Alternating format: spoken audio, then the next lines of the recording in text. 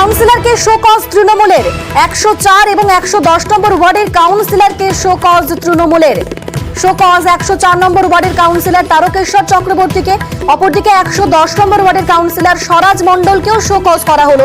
আমাদের সঙ্গে রয়েছেন প্রতিনিধি আবির। আবির, কি কারণে পদক্ষেপ করা হলো, কেন শোকজ করলো তৃণমূল?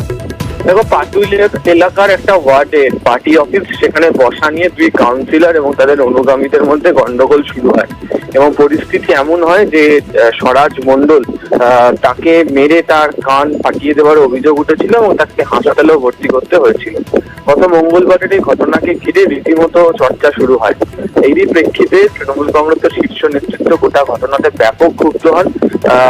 তৃণমূলের যে শৃঙ্খলা রক্ষা কমিটি রয়েছে তার অন্যতম সদস্য অরূপ বিশ্বাস, তাকে বলা হয় দুই কাউন্সিলরের সঙ্গে কথা বলার জন্য, কথা বলা হয় এবং তারপরেই হচ্ছে এই দুই কাউন্সিলরকে শোকজ করার সিদ্ধান্ত নেওয়া হচ্ছে।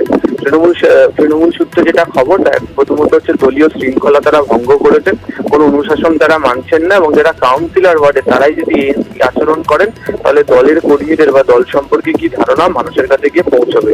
তাই গোটা বিষয়টিকে নিয়ে তৃণমূলের শীর্ষ নেতৃত্ব অত্যন্ত ক্ষুব্ধ হয়েছে। তারই প্রেক্ষিতে দুই কাউন্সিলরকে শোকজ করা হয়েছে। ধন্যবাদ আবির। কলকাতা পুরসভার কিছু কিছু ওয়ার্ডের কাউন্সিলরদের কিছু অনভিপ্রেত আচরণ লক্ষ্য করা যাচ্ছিল কয়েকদিন ধরে। এই বিষয়ে দল কঠোর অবস্থান নিয়েছেন। দলের যে ডিসিপ্লিনারি কমিটি আছে গতকাল শোকজ নোটিশ ইস্যু করেছেন 110 নম্বর ওয়ার্ডের স্বরাজ মণ্ডলকে এবং 104 নম্বরের তারকেশ্বর চক্রবর্তীকে।